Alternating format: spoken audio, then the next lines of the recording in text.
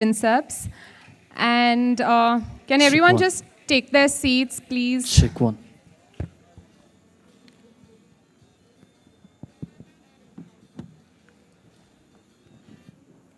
So we're thrilled to have such an audience in Goa, almost on time, I think, because spending some time in Goa during this exhibition, I've realized that in Goa, time does not exist.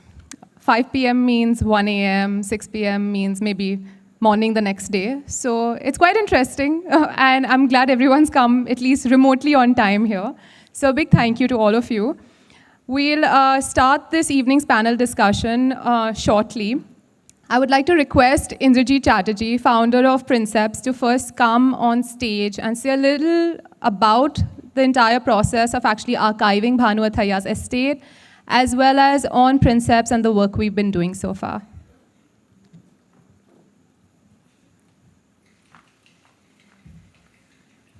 Hi, I'll keep it short. Firstly, welcome to the exhibition, Bharat Through the Lens of Bhanu Athaiya. We're celebrating 6 decades of her art and innovation from the 40s to the 60s. Certainly one of India's creative geniuses, a modernist in her own right, a fashion designer, a costume designer, and with a passion to keep producing over 60 years. That takes a bit of doing. Princeps is proud to have archived and documented the estate. We think of ourselves more as a research platform now, and we have archived and documented many estates, but I really doubt we'll get anything with the depth and creativity and innovation as seen in the Bhanu Athaiya estate. We have more exhibitions planned. The next one actually is at the KCC on Bengal art and digital art at the same time in March. As regards Bhanu, every time we research a certain period, we find additional information and innovations that get discovered, and we hope to document those in upcoming exhibitions. We have a plan to recreate a fashion show that was held in 1958 called Trade 58, which is also part of the Calico show, and involvement with Ibrahim Al-Qazi, and Bhanu was one of the fashion designers at that show. So we plan to recreate the show digitally partly with AI, as is the norm these days, and possibly take it even global. 1958, somebody made a comment just yesterday, this was before fashion, so it gives you an idea of how avant-garde she was. This exhibition is interesting as it focuses on her upbringing, her JJ school days. There are only 3 works on canvas that are recorded made by her, and 2 of them are here for exhibit today.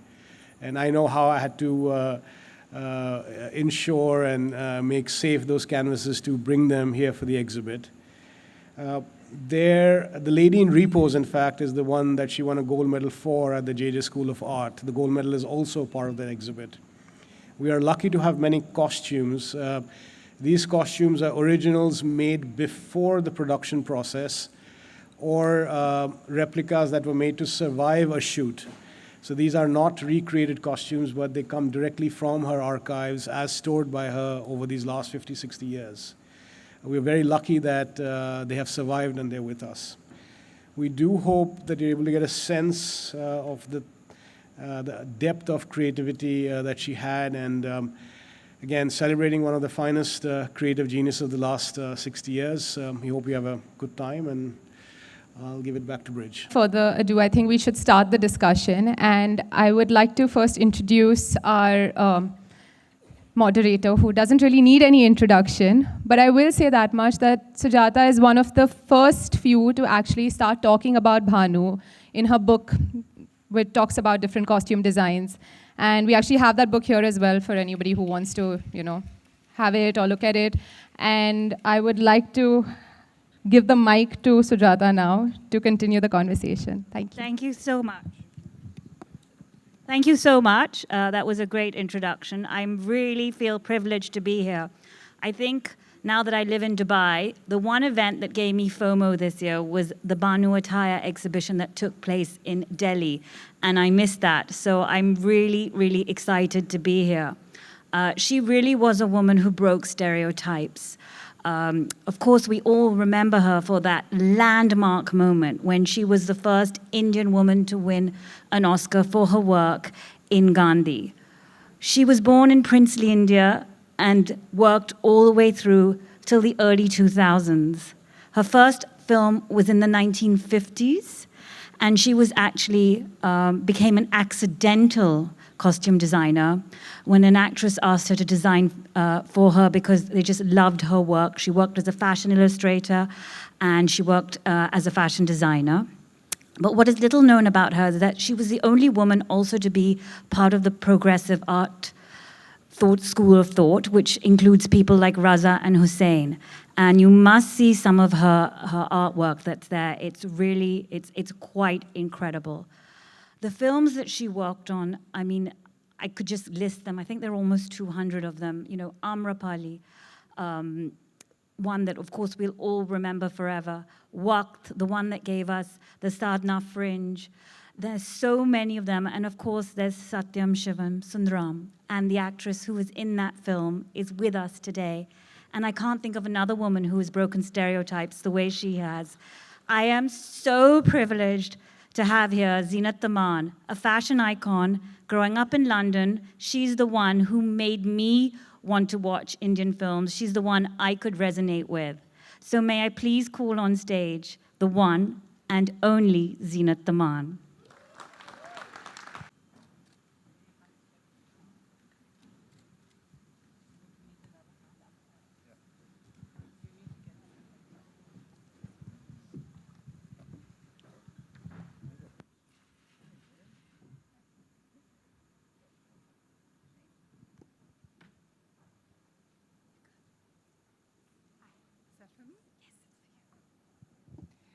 Namaskar, good evening.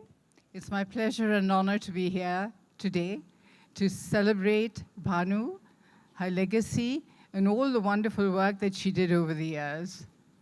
Over 50 years, over 100 films.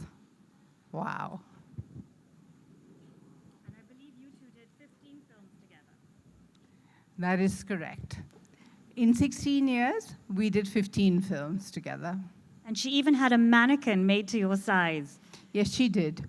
I was very busy those days, shooting 2 and 3 shifts, which was very peculiar to Hindi cinema, running from studio to studio. So it made sense for her to have a mannequin, because in one year we did about 6 films. So it just simplified things. It was a very different time. And maybe you can tell us what it was like to be a woman in the film industry when you joined in the 70s, which is more than a decade after Bhanuji joined. But what was it like to be a woman back then? I think she joined in the 50s, and I joined in the 70s, so it was 2 decades. But I never really thought about it. You know, I would just went there and did what had to be done, and went along. But the one thing I do remember was that it was a very male-dominated business. There were very few women. And it was so wonderful to have somebody like Bhanuji, who was always smiling, very serene. And she managed to always bridge the gap between what the producer wanted and what the artist was comfortable with. It's incredible because she worked from directors from Guru Dutt to Raj Kapoor to Ashutosh Govardkar. I mean, the expansion is quite incredible. And of course, today, all of the good directors work with costume designers. But I know for your film, Hare Rama, Hare Krishna, you in fact did a lot of your own costumes.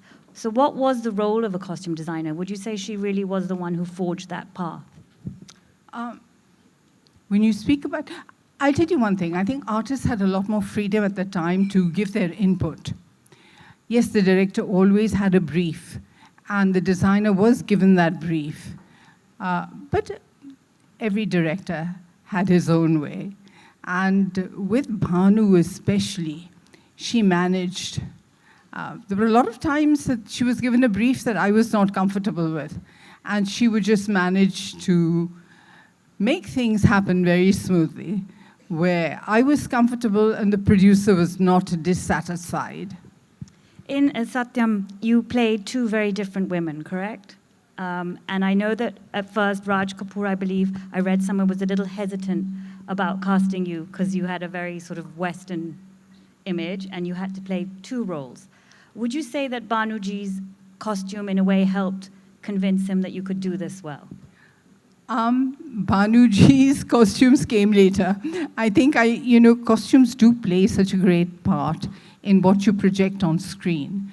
Of course, because it's an audiovisual medium. I mean, you have to perform as an actor, but the visual always involves a costume. And I remember going to him dressed in my version of what I thought was Rupa, with the burnt face and the ghagra choli and the long braid. And he was just so happy to see my efforts that he called his wife Krishna ji, and they gave me some gold guineas. But he was, there was a photographer and a painter called J.P. Singhal, and he'd painted a lot of tribal women. And I think he gave Bhanu that as a brief. So the first things that we actually shot were just photographs. And then we proceeded to shoot one reel with the costumes she designed. And when his distributors saw the reel, the film was sold immediately. So yes, that was a wonderful experience. I know in one of your Instagram posts earlier this year, you mentioned all the controversies around the costumes in the film, and particularly the Apsara-inspired costume in the fantasy sequences. I think we can see it behind us. How did you and Bhanuji work on these? And you just look so graceful in that. Thank you, Sujata. See, this was a very definite brief from Raji to Bhanu because it was a fantasy sequence. And he wanted it as bright and as beautiful and as glamorous as it could possibly be compared to what was really happening in Rupa's real life. And Bhanu was just phenomenally creative, honestly. My concern was that I should be comfortable and nothing should look in any way crass, which... It didn't. It looks, no, I mean, we can all see how sensual it looks right here. I'm very happy to say that none of my costumes looked crass, especially something made by Bhanu, yes. So. And how do you think you got that balance right? Because it's a very difficult balance to get right. It depends on the presentation, really. How you're filmed, how you're photographed, how you're presented, how you present yourself. And with Bhanu, there was such a delicacy in her work. There was so much research in her work. And we just kind of gelled. I loved, I mean, there was such a variety in the costumes that she did for me, whether it was Ali Baba Chali's Chor or Shalimar or Satyam Shivam Sundaram. I mean, they were all just so different from each other. I first started working with her in Dhund, which is in 1973. And I think we did 15 films in 16 years. So that's a lot of work.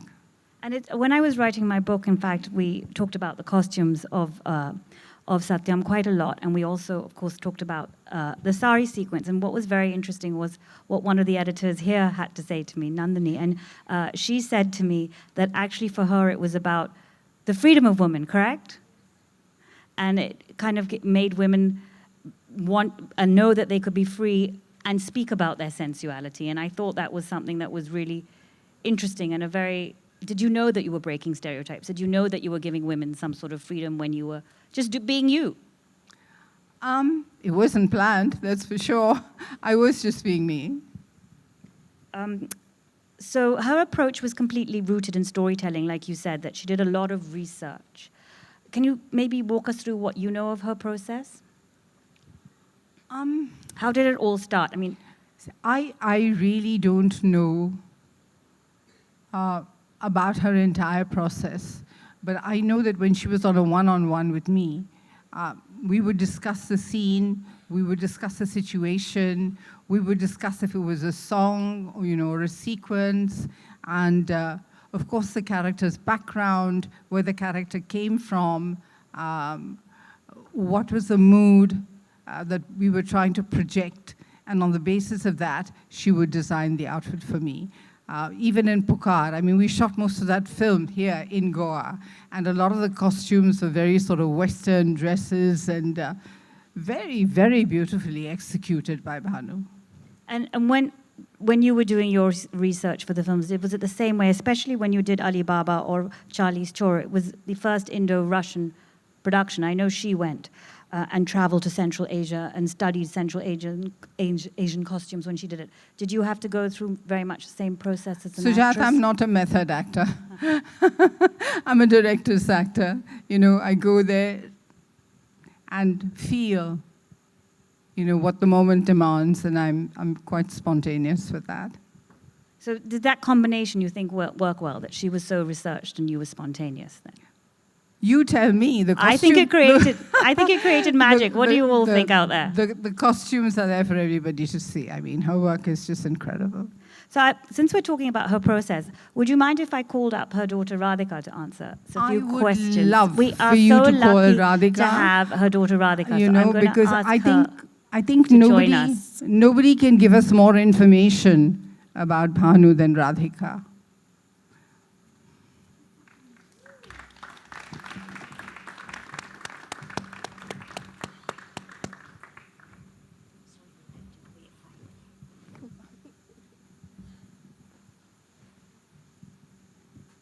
Hi, I'm just going to, this is Radhika, Bhanuji's daughter, and just a veritable fountain of knowledge. If you get to speak to her tonight, I suggest you ask her any questions you want.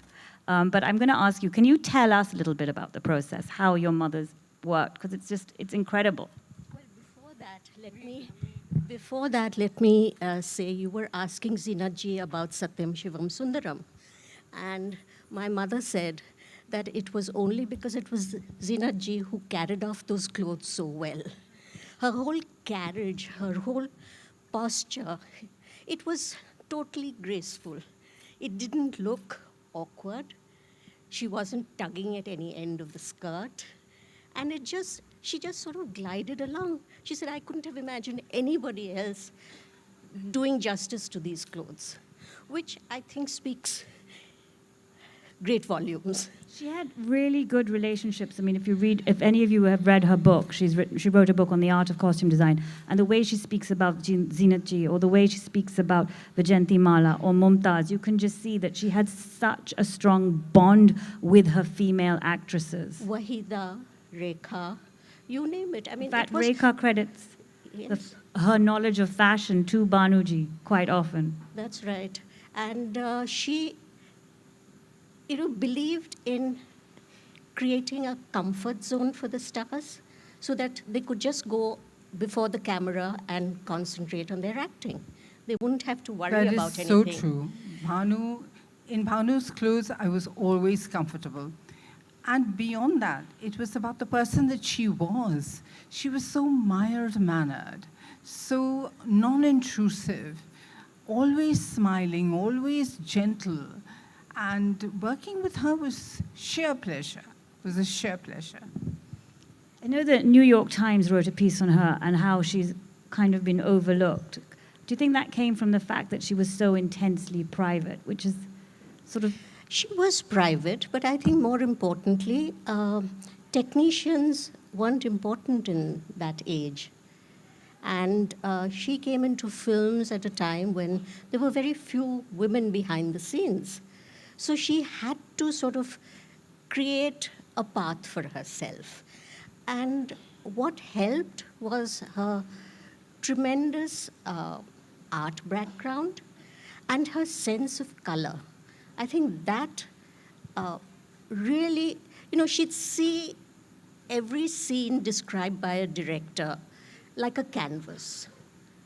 And she knew exactly what colors needed to be fit into it and most often she did films where she was doing the costumes only for the heroine. The rest wore very different clothes. So sometimes it kind of, the contrast was very obvious. But when you see a film like Lagaan or Reshma or Shera or Gandhi, where she did every single person's costume. So it sort of, nothing stuck out like a sore thumb. It was all very natural, and nobody came out as a star. They came out as a character, which is very important. I know when I look at the costumes, there were a lot of whites that she put you in, and a lot of orange and red, sort of on the other No, spectrum. it really varied. It varied according to the demand of the scene.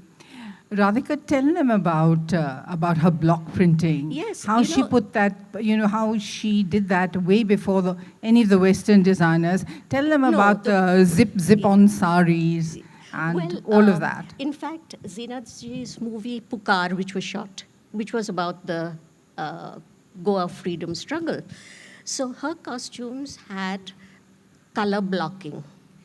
And it was the first time it was used in Indian films. Before that, Yves Saint Laurent had used it in the 60s. But for films, this was the first time. It was really based on Mondrian's paintings. So it was called the Mondrian effect, the Mondrian dress, which had very bold colors, which was normally red, yellow, and with black stripes. Yeah. But she did her own tweak on that. I keep referring to them as Bhanuisms because it's something that only she could think from the top of her head.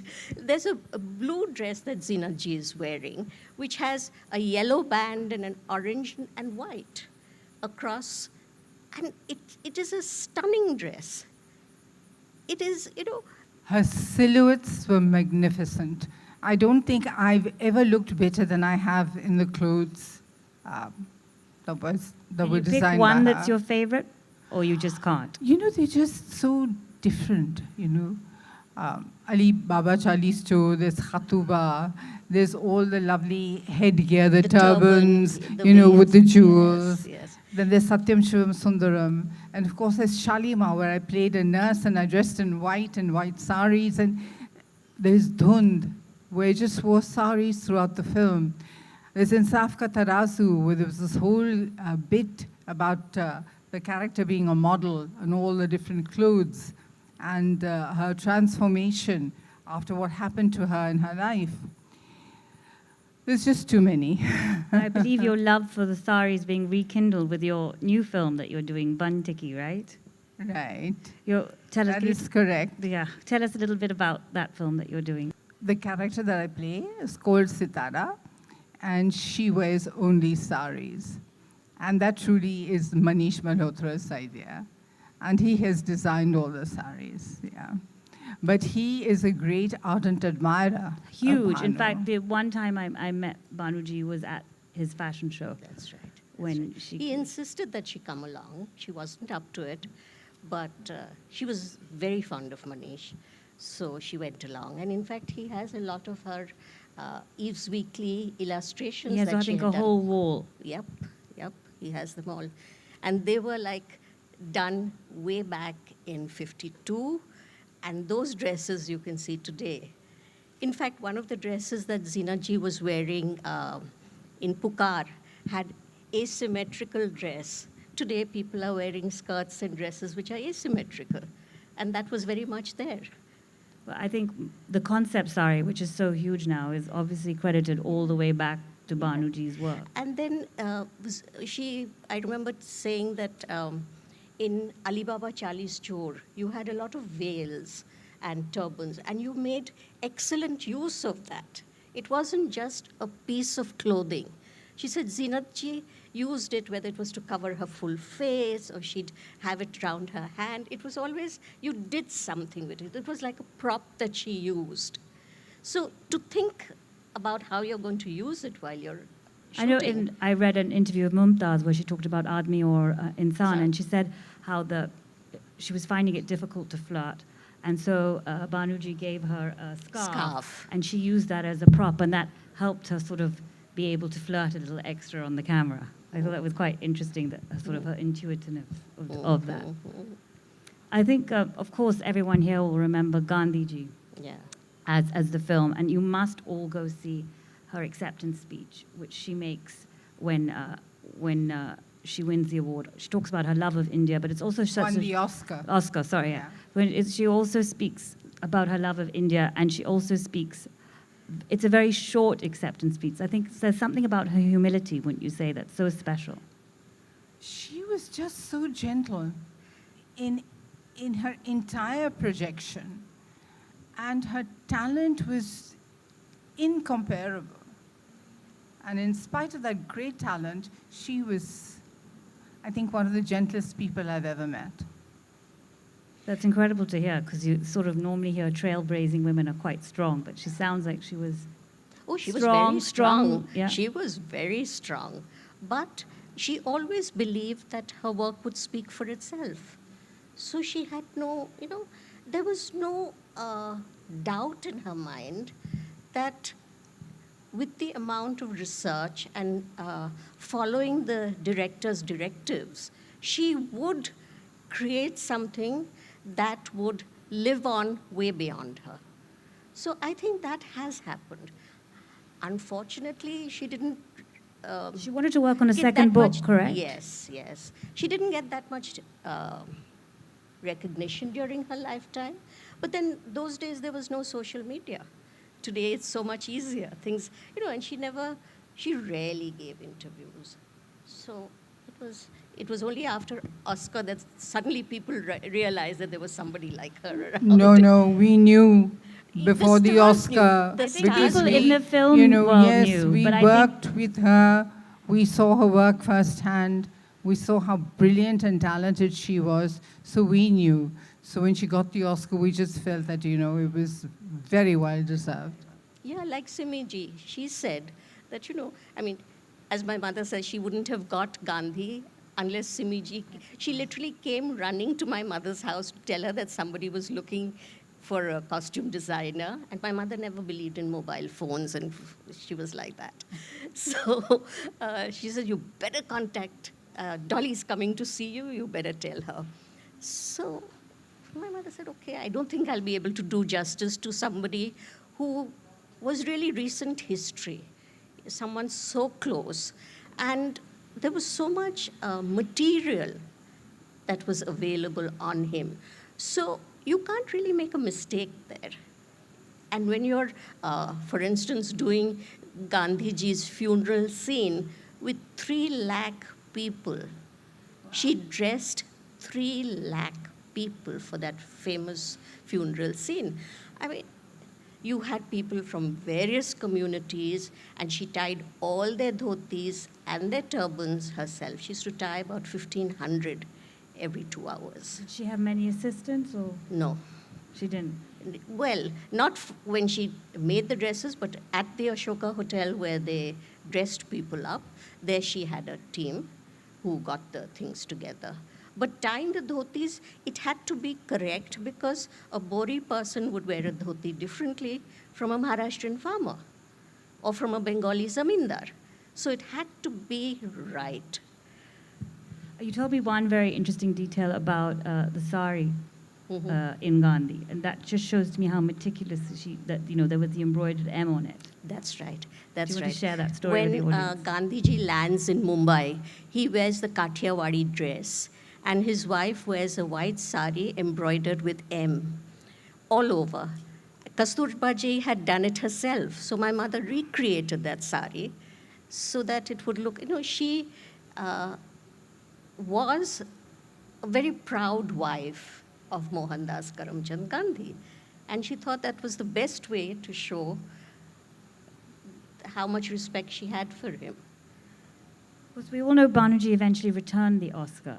Yes, yes. Do you want to tell us a little bit about that and why she decided to do that? Because it tells you a lot about her it as a was woman. because Rabindranath's Nobel Prize got stolen, and from a place like Shantiniketan, where these things don't happen. So she was just shattered. She said, I cannot. She used to keep the Oscar in her workshop with one little lock on that door.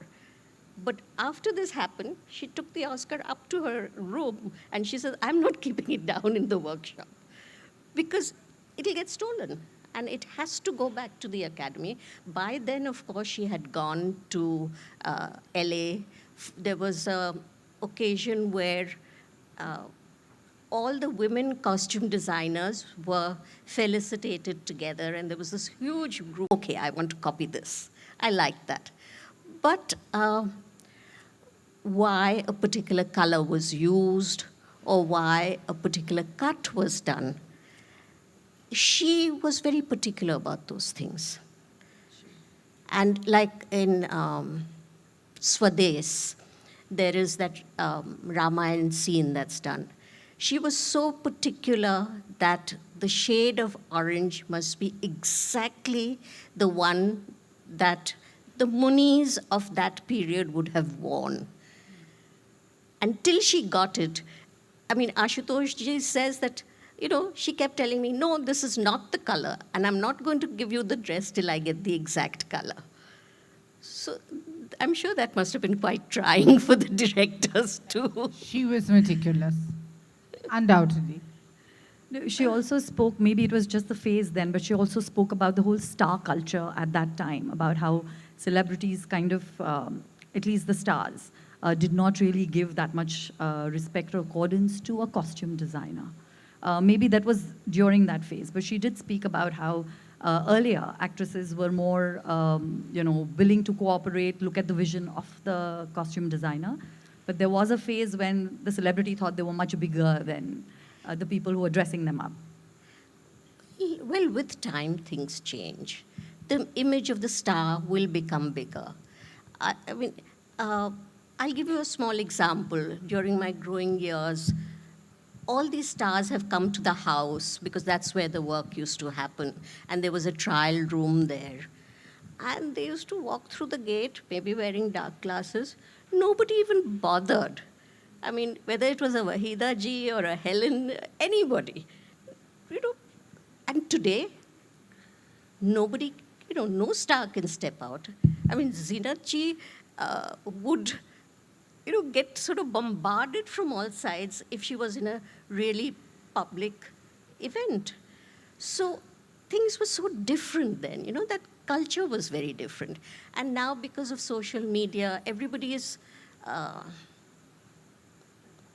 think that's their only oasis, to see what the star is doing, They seem to have, it seems to have overtaken everybody's life. And everybody becomes more interested in what the star is doing in their private life rather than their acting. But that's the way it is. I had a question for Zeenat ji. I attended a recent exhibition in the Victoria and Albert Museum on costumes, designs, and movies. And I noticed that 99% of the costumes were loaned by the actors or the actresses to that exhibition. So I was just wondering if ever in her career she had the chance to keep some of her costumes, whether from Bhanu or from other designers. Unfortunately not. The only thing, 2 items I possess from the 70s. One is a hat and one is a belt. Because the costumes normally belonged to the producer. And they kept the costumes. And most producers, to give them to the performers who were in the background. Extras So the would wear them. extras or the junior artists or whatever you'd like to call them. Yeah. So that's where the costumes of the lead stars eventually ended up. And they were used and reused. And we never really got to keep any of them. Made-ups before the actual costume to get the approval. So what's interesting is the costumes you see in the exhibition. May I ask a question, please? None of the originals are with her, unless, of course, some costume had a long continuity, that the shooting would carry on for more than 3 or 4 days. So a lot of dresses with the harsh lights and the makeup got blotchy, faded, the makeup trickled. So to have that exact continuity of the dress, she would create either 2 or 3 of them. So that's how they're there. Or she'd do a sampling, a mock-up of a dress. So those were with her. She had some, like there's some theater costumes, because she used to make costumes for the theater where most of the directors said, we don't have the money to pay you. So she'd say, okay, you pay me for the fabric, and then I'll take the dresses back. So that's how she had that. There was this lady, a very famous lady called Hima Devi, whom she idolized. She was a theater doyenne in the old days. And she had encouraged my mother when my mother was 10 years old. She had gone to Kolhapur to collect money for the Bengal famine. And her husband was the district collector in Kolhapur. And she saw my mother's art, and she was very impressed, and my mother just hero worshipped her. So she told my mother, if ever you come to Bombay, get in touch with me. So she came to study at the JJ, and the admissions were over, so they said, you'll have to come next year. So she said, now where will I stay? She immediately called up Himaji and said, I'm in Bombay. I don't know what to do because I have to learn art in some other place. She said, come and stay with me. And after that, whenever Hima Devi did any play, my mother did the costumes, every single costume for her play. It was like that. I mean, she had these fantastic women who helped her along the way. I mean, as she says, she wouldn't have got Gandhi if Simiji hadn't rushed to her place. So things like that, you know, it was a different world. Yeah. May I ask you a question, please? Your mother, my name is Gayatri, and I've been researching your mother for the last few weeks. And of course, it's heartbreaking to think of the extraordinary talent, the 6 decades of work, and the very poor sort of record or documentation of this kind of contribution. And I'm so glad that this is an opportunity for all of us, at least to write further. My question is about training as an artist. She said in an interview that the studios were in North Bombay and the artists were in South Bombay, and I chose the camera. I found that very revealing. She doesn't speak about choosing cinema. She chose the camera, which she has inherited a certain legacy from your grandfather. That's because right. he made a film. That's right. But this is also puzzling that in 1952, she stops painting virtually. That's the history that we've received from all the documentation that's available. Mm-hmm. And she turns to cinema completely. Did she ever paint in private, sketch? Or was it just a complete turning away from any kind of artistic career? Well, and the cohort, what the progressive artists that she was with, did she keep up with Hussain, Gaitonde, Krishan Khanna, who all remembered her with such admiration? Yes. Thank you. Yes. Well, I know that a couple of them, Gade and Gaitonde, they used to come over when I was young, but she always said that her sketches, she treated them like paintings. And if you see her sketches, even her illustrations in Newsweekly, she does such fine detailing there. Her command over shade and light is very much there. So she felt that, you know, what she would have given to art, she was giving to films. And in that sense, she never regretted her decision to give up painting and move to the films because she had enough opportunity to use her paint and brushes. Zeenat ji, I have got. I'm Ramnath from the media. I would like to ask you if the directors and actors of those days discuss their characters for costume designing with the costume designers, or everything was left to the costume designers? No. Well, I can speak for myself. I definitely had a rapport with my costume designer. We would discuss the scene, we would discuss the context, we would discuss the character, the kind of clothes the character was expected to wear, what the significance of the color or the fabric would be in that particular scene, and especially with Bhanu, because she was just so interested. And of course, the director would give his brief. And it was very interesting because it was an ecosystem of everybody coming together to create something that would project a certain thought, a certain mood, a certain sequence. So I was a full participant. You know, even if it was for Hum Kisi Se Kam Nahi, we did that beautiful Qawwali sequence, you know. There was constant back and forth between us, constant back and forth about what to wear and how to present it. I mean, all the characters that Bhanu designed, I mean, for me, for my films, they were all just so different from each other. So there was a definite coming together. And of course, she was very helpful to me with that mannequin in her studio, which I didn't have to do 100 trials, you know. She would do it, and it would be ready after we discussed everything. And, you know, it would come, and I would be ready, you know, to perform with that outfit. Zeenat ji, hello. My name is Priya. I just wanted to ask you a question. Where is Priya? Yeah, right here. There. I had a question regarding, you know, no costume is complete without hair and makeup and jewelry. So can you give us some anecdotes of, like, you know, like dressing up the most elaborate hair and makeup that you did, or headgear with Bhanuji? And how was the relationship between her and the artists?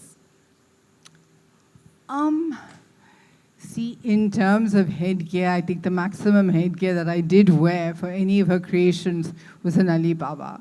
There were all these turbans and veils and jewels, and yeah, that all came from her, truly.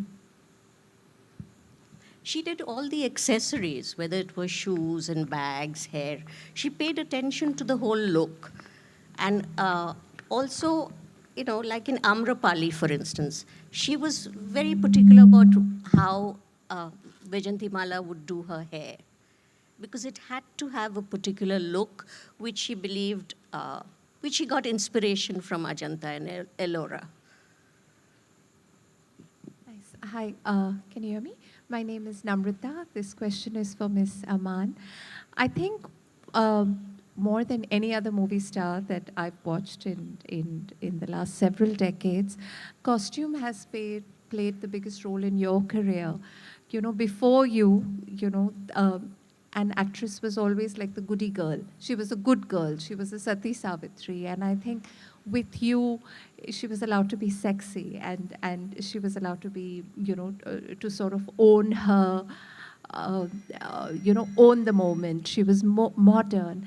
Now I feel, and thanks to you, that actresses who cannot be sexy are not considered to be star material, and especially like Deepika. Like, the turning point for her was when she became very sexy with Cocktail, and she acknowledges that, you know, how she was trying to get a sexy image and couldn't sort of get it. She didn't crack it until Cocktail. So I think everyone sort of holds you up to that, you know, bringing about that sort of paradigm shift in the Hindi movies. Did you know that you were going to do this? Did you face any challenges, sort of being the first or the pioneer of, like, being a sexy movie star? Namrata, thank you for your question. No, it was not by design at all. I was cast in Hare Rama Hare Krishna as a girl who ran away from Canada, went to Kathmandu, did drugs, and eventually died of an overdose. The audience accepted me. They loved that character. I won a Filmfare Award for that. So suddenly, there was this good bad girl, or the bad good girl, either way you look at it. And yeah, and producers started writing scripts for me, you know, in that way. Whether it was Hira Panna, I mean, I played the title role. I didn't play the love interest of Devanand. I played Panna, and he played Hira. And she wanted the jewels. That's what she was after. And she was willing to do whatever she had to get it. So there were many roles, even Roti Kapra Makan, you know. She dumps the poor guy for the rich guy, you know. But then at the end of the day, she gives her life to save the poor guy. Good, bad girl. So producers wrote roles for me that had shades of gray. So these roles broke the demarcation of the vamp and the Madonna, you know, the good girl and the bad girl.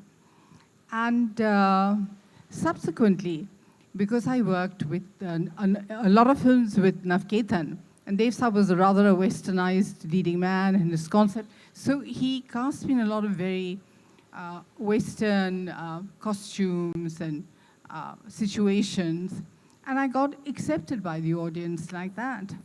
Lal Kapdon Wali Mem Saab in Yadon Ki Bharat, you know, with the boots and the red mini skirt and the boom, boom, boom. And the challenge was Satyam Shivam Sundaram. For an artist who has been accepted nationally as a movie star in a Western format, to crack that and to play a pujarin's daughter in the temple with a disfigured face, now that was a challenge, for sure.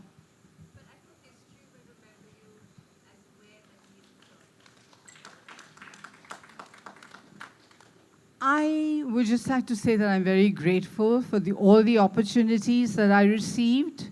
And I'm very grateful to have worked with somebody as talented as Bhanu, because as all of you here present know, filmmaking is teamwork. No one person is responsible for that film.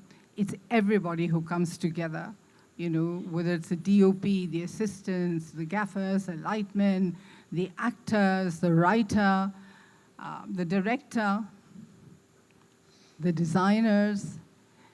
They all collaborate to create the mood, to create the nuances, to create the effect. So I would just like to say that I'm very, very grateful for all the opportunities that I had. Yeah, thank you. Actually, in connection with this, I would like to say something that my mother would always say, that she was very lucky to dress Zeenat Aman, because Zeenat Aman was the first person in Hindi films who could carry Western wear perfectly.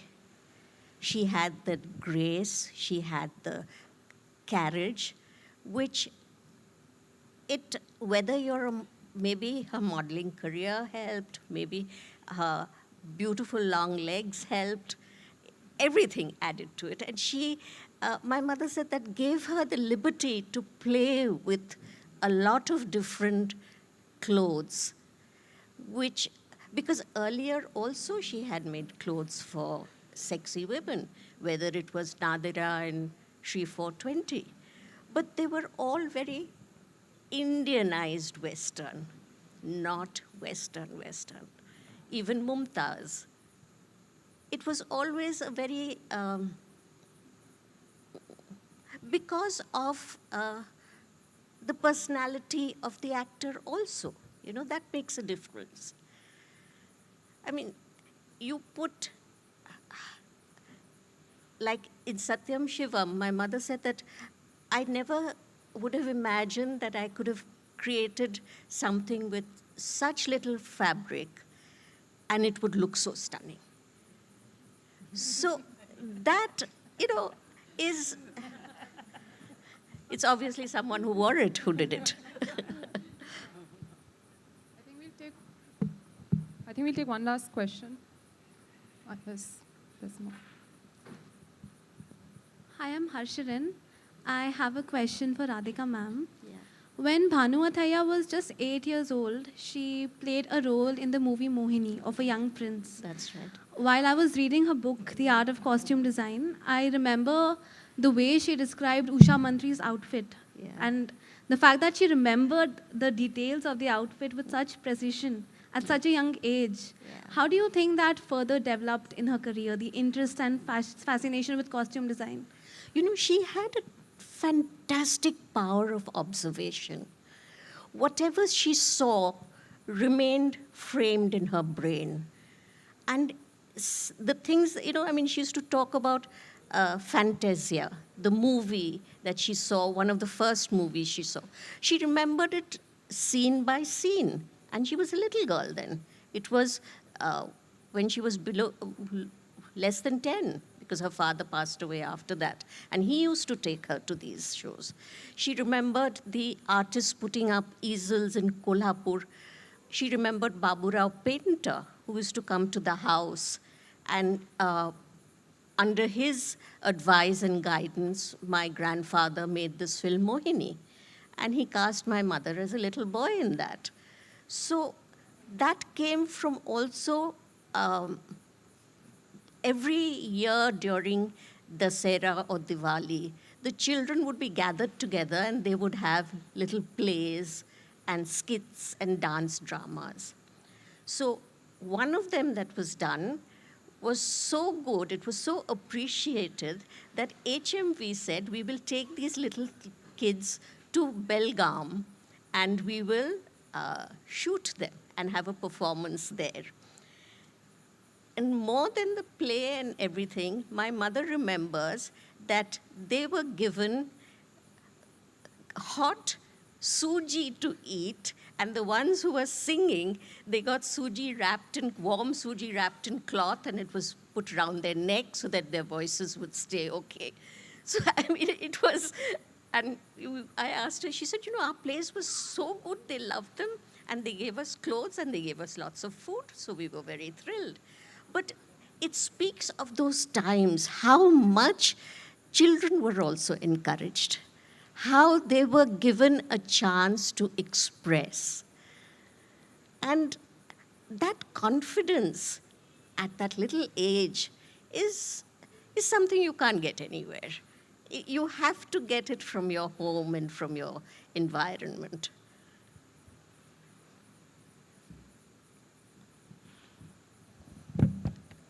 So before we wrap up, firstly, I hope everyone's been having a good time. And before we wrap up, I actually have a question myself for Zeenat ji.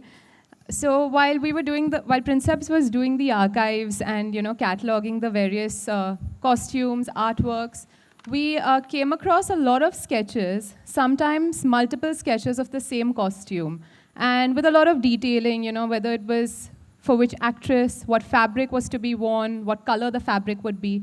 I wanted to know if you ever, or any actor was ever privy to those sketches or to really understand her art of costume design.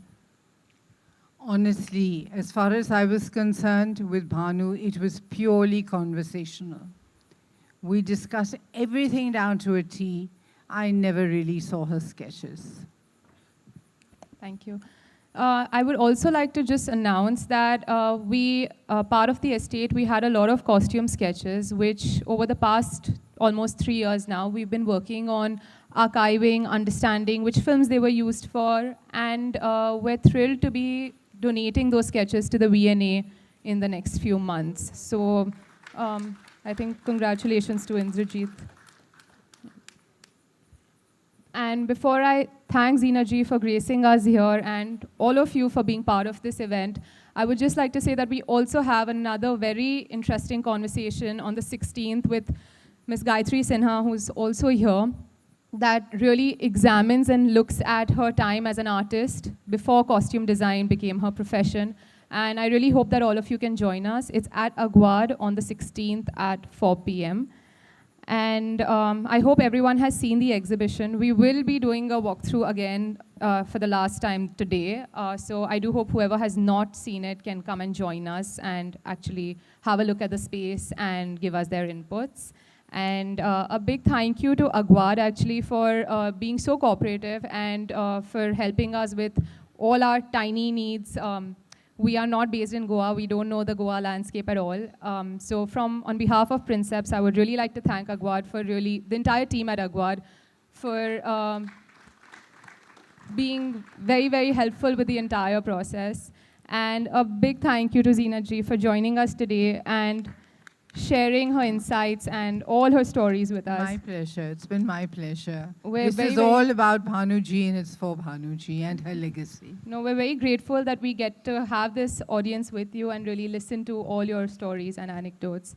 And a big thank you to Radhika, who has been part of the entire process, obviously, but she's a treasure trove on her own, and it's all these stories that she keeps coming, she keeps remembering, that really help and add more value to our narrative. So thank you. Before Alzheimer's hits. Please don't say that. Don't say that. Last but definitely not the least, I would also like to thank Sujata Assomull. She's based in Dubai. She's got a lot of things going on, and she's taken the time out, flown to Bombay, then Goa, and joined this conversation and moderated it beautifully. Thank you so much.